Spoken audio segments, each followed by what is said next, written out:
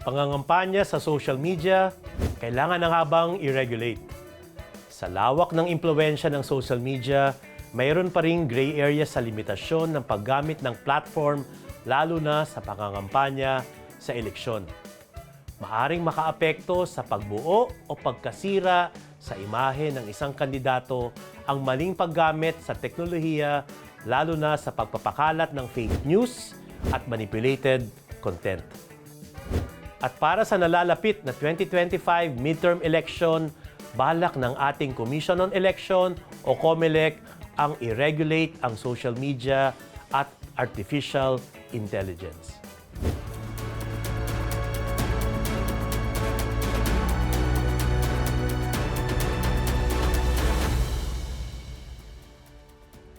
Magandang araw sa ating lahat. Kayo ay nanunood ng Batas et al. Ako po ang law teacher ng bayan, Attorney Al Agra. At ngayon makakasama natin si COMELEC Chairman George Garcia. Pag-uusapan ang campaign regulation sa social media at internet. Chairman, sa ilalim ng ating Fair Election Act, tri-media ay regulated. Siguro, bago sa ating pag-usapan ng social media, ano ba nakasaad sa Fair Election Act about newspaper, radio, and television? Tama po kayo, Sir Al. Alam nyo, sa ating pong Fair Election Republic 9166, ang sinasabi, yung pong radyo, television, at saka po ang dyaryo, regulated po ng COMELEC yan sa panahon ng election period. Ano ibig po sabihin? Yung television, kinakailangan 120 minutes per station, sabi ng Korte Suprema in one case, ABS-CBN and GMA7 versus the Commission on Election. So dapat per station 120 minutes ang isang kandidato o ang isang partido politikal.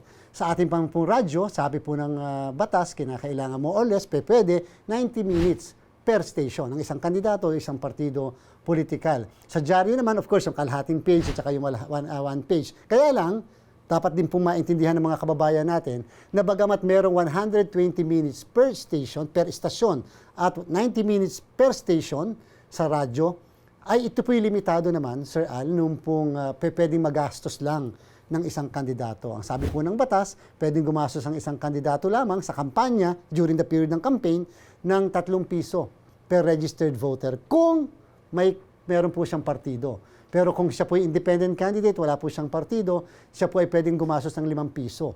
Yung isang partido naman ay pwede rin gumastos ng 5 piso. At yung kandidato for president, vice president, pwedeng gumastos ng 10 piso. Para lang po maging maliwanag. Itong sa Fair Election Act, alam natin na nung panahong yun, hindi pa uso ang social media. No? Saklaw ba ng batas na ito o mga regulasyon ng COMELEC ang pangangampanya sa social media at paggamit ng internet? Ako po, pasensya na po kung ito ang paninindigan ko sa akin pong palagay. Siyempre sa tinatawag naming rulemaking power, Sir Al.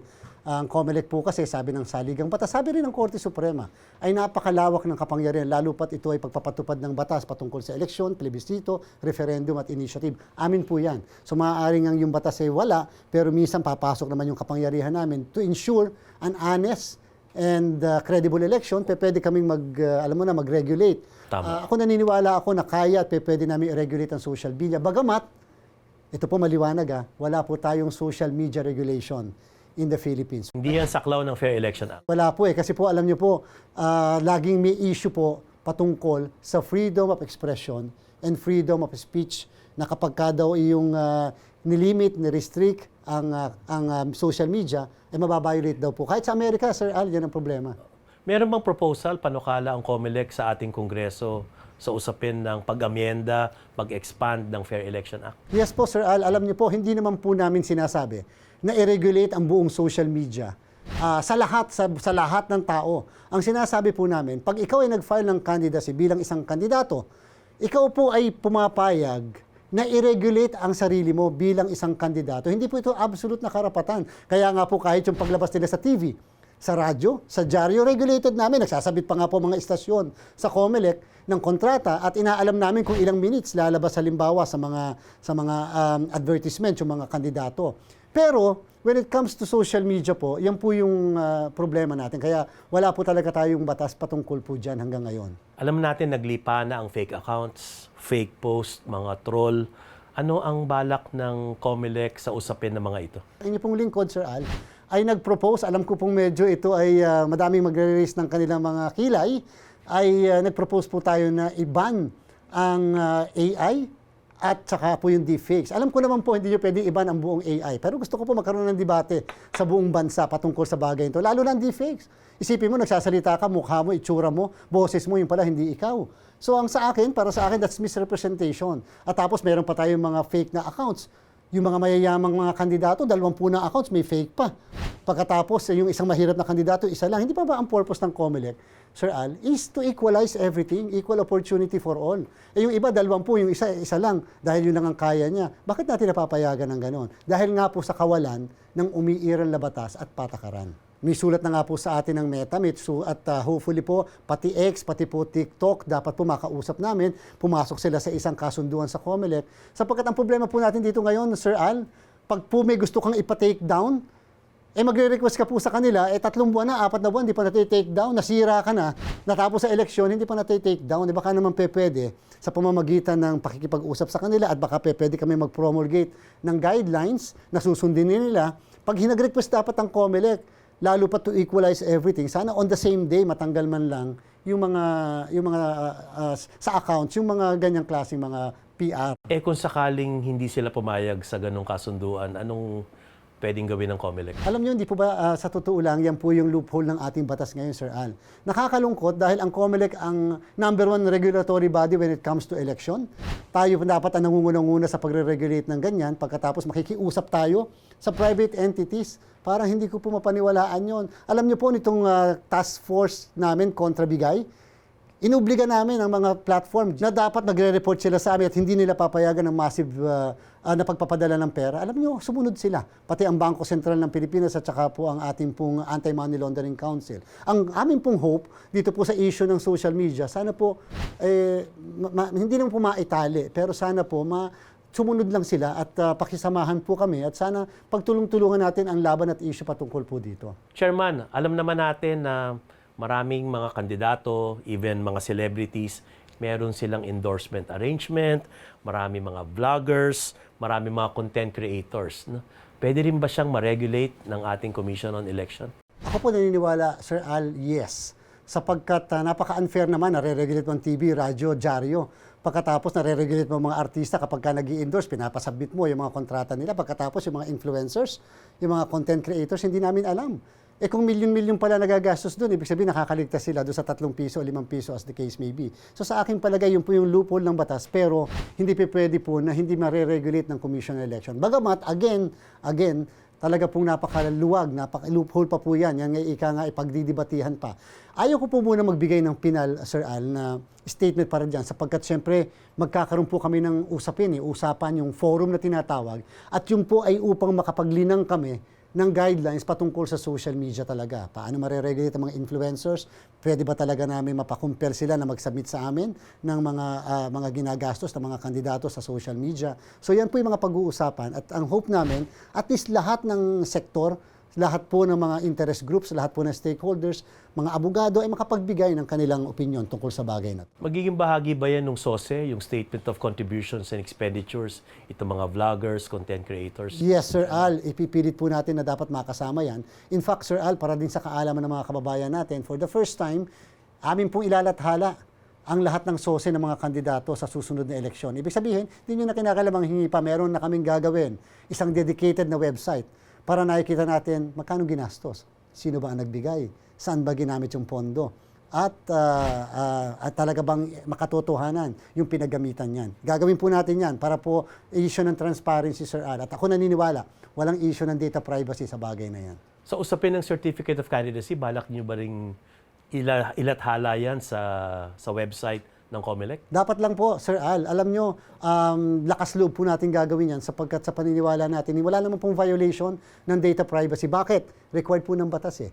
sinasabi, dapat ilagay mo yung pangalan mo. Alam nga naman, itago mo yung pangalan mo, tatakbo ka, hindi mo malalagay yung pangalan. O kaya naman, sasabihin kung anong political party nag-endorse sa'yo, anong nickname mo, saan ka nakatira, ilang taon ka na. Hindi naman pwedeng ilihim yung requirement ng batas yun. Paano malalaman ng mga kababayan natin kung kwalipikado ka, kung hindi nila alam kung sino ka? So therefore, ilalathala rin po namin. Of course, may ilang basic information, katulad ng kanilang email address, hindi naman po talaga required ng batas yun, pwede po namin yung tanggalin. Pero yung ibang bagay na required ng batas, ilalagay po lang natin din yan sa website. Asahan na natin na maraming magmamanipulate ng content, no? Gagawa ng AI posters na may visual editing. Paano yan balak i-regulate ng ating COMELEC? Sir Al, nung nakarang araw lamang nakipag-ugnayan tayo sa ating pong bagong talaga na NBA Director, si Director Jimmy Santiago. Sinama niya mismo yung head ng Cybercrime Division ng NBI. Talaga pong makikipag-ugnayan kami, lalo na sa issue ng hacking, lalo na sa issue ng misrepresentation, fake news at saka misinformation. Napakahirap po niyan. Yan po yung isang panganib sa ating pong demokrasya.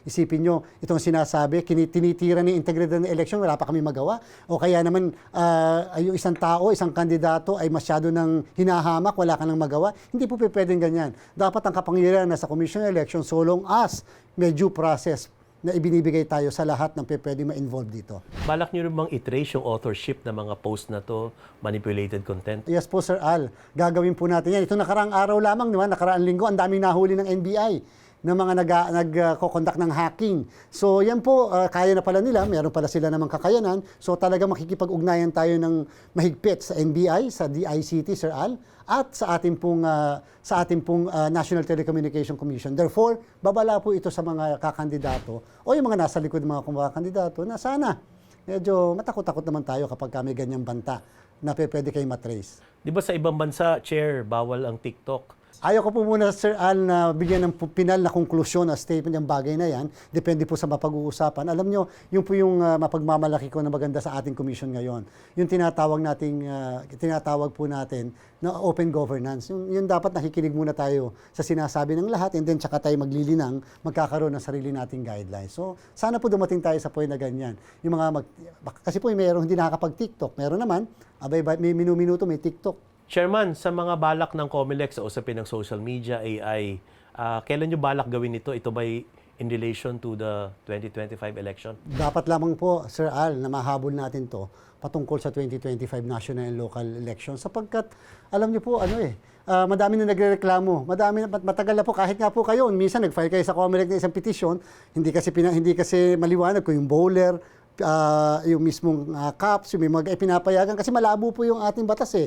So, nasa kapangyarihan naman namin yan. At ang gusto namin, maihabol ito para lang po magkaroon ng malinaw na regulasyon patungkol sa social media at iba pang aspeto nito. Nung 2022 election, Chair, ano naging regulasyon nun tungkol sa social media?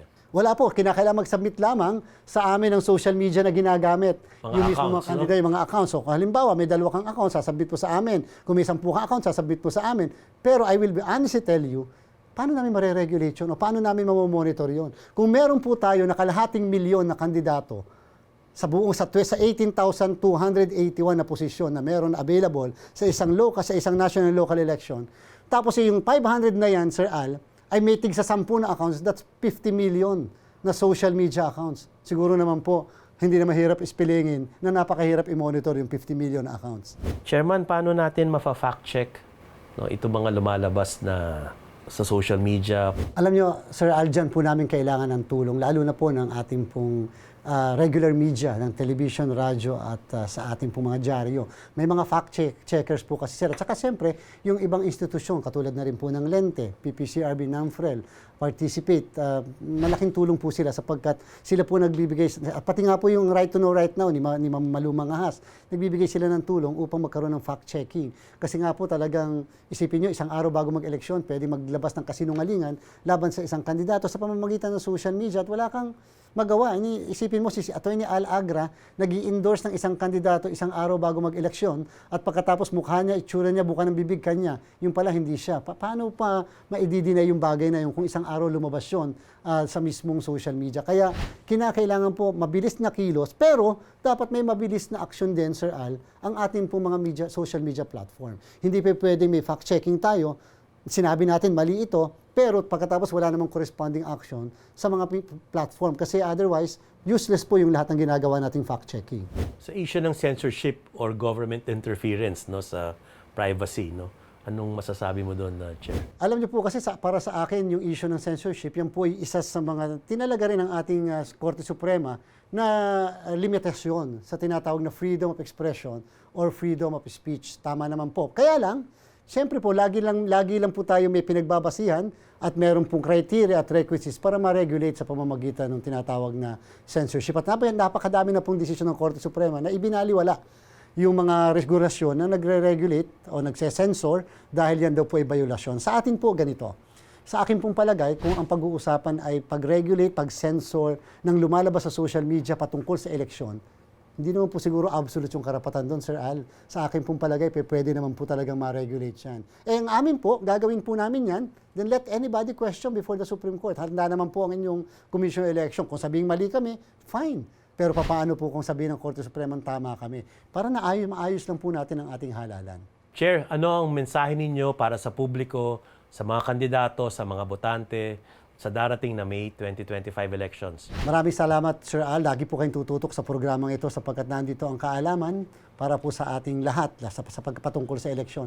At huwag pong basta-basta naniniwala sa kung ano ang totoo, makikita natin yan sa regular media, dyaryo, radyo, telebisyon, sapagkat andyan po yung kanilang ethics ng tinatawag na profesyon. Dapat po, lagi tayong mapagmatsyag, lagi rin tayong nagtatanong. Maraming salamat po. Maraming salamat, Chair, sa inyong oras.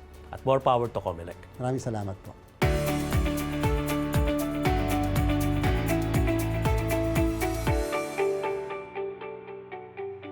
Ang social media at artificial intelligence ay maaaring gamitin sa kampanya sa darating na halalan para sa ikakapanalo o ikakatalo ng isang kandidato.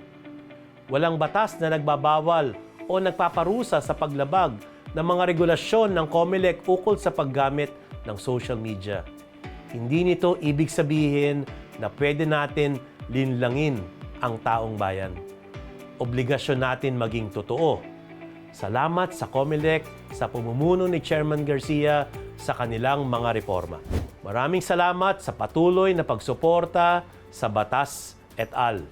Ako muli ang law teacher ng bayan, Attorney Al Agra. Abagan ninyo ang mga susunod pang talakayan sa halalan dito lang sa Batas et al. Magkita-kita tayo sa susunod na linggo dito lang sa Newswatch Plus.